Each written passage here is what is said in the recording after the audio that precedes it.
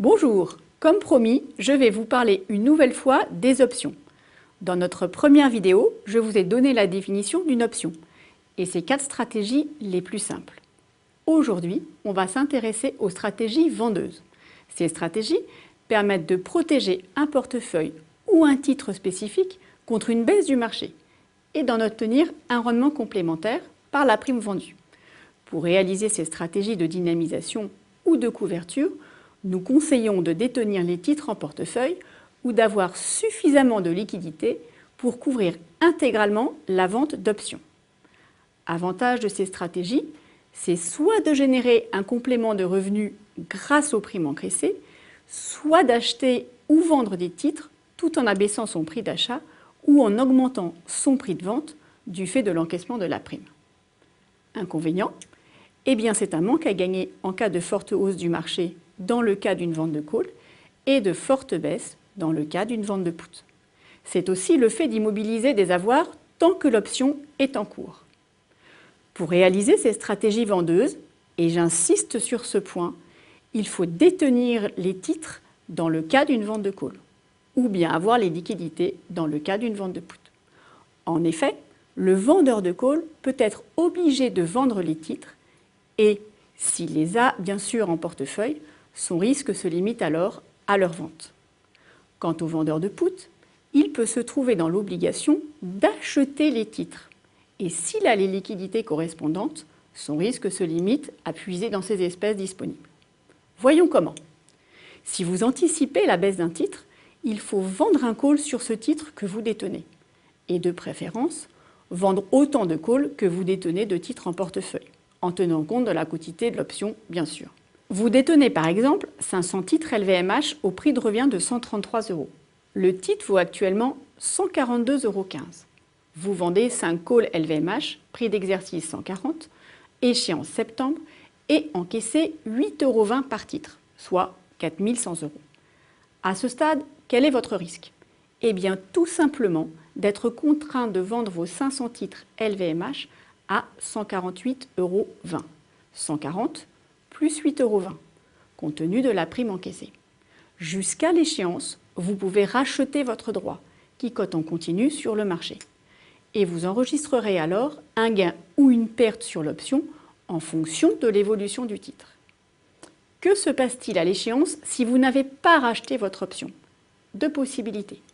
Le cours d'LVMH est inférieur à 140 €, et là c'est simple, vous gardez vos 500 titres en portefeuille et vous encaissez 4 100 € de prime. En revanche, si LVMH vaut plus de 140 €, alors là, l'acheteur de votre call va souhaiter exercer son option en achetant 500 titres LVMH à 140 €. Et comme vendeur, vous devrez alors respecter votre engagement en vendant 500 titres. C'est là qu'il peut y avoir un manque à gagner. Vous avez encaissé 8,20 €, le prix de vente des actions est équivalent à 140 plus 8,20 €, soit 148,20 €. Au global, votre gain sur vos 500 titres LVMH sera de 15,20 € par titre. Si maintenant, vous anticipez une hausse d'un titre en particulier, vous vendez un put sur un titre que vous souhaitez éventuellement acheter et vous choisissez un put dont le prix d'exercice correspond au cours auquel vous êtes prêt à acquérir l'action. Votre risque est celui de devoir acheter les titres au prix d'exercice de l'option. Pour éviter tout risque, vous devez disposer dans votre portefeuille des espèces disponibles pour acquérir les titres à ce prix. Vous obtenez un rendement supplémentaire. Prenons un exemple. Vous souhaitez acquérir 500 titres Vallourec, mais pas forcément au prix actuel de 42,80 €.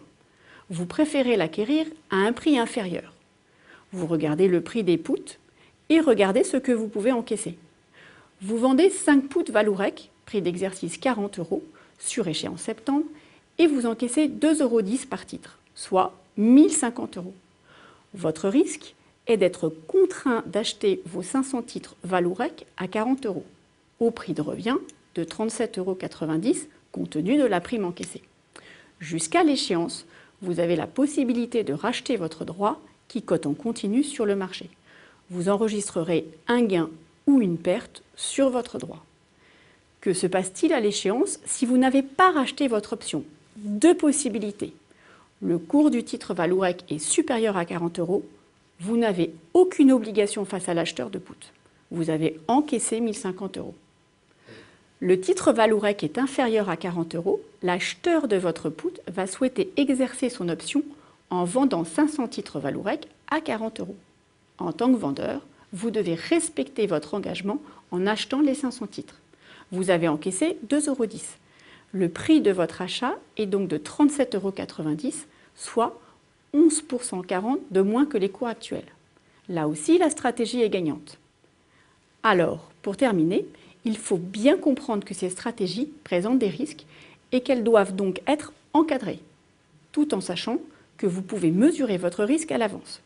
C'est pourquoi notre équipe dédiée au MONEP est toujours disponible pour répondre à vos questions et vous accompagner dans le suivi de vos positions.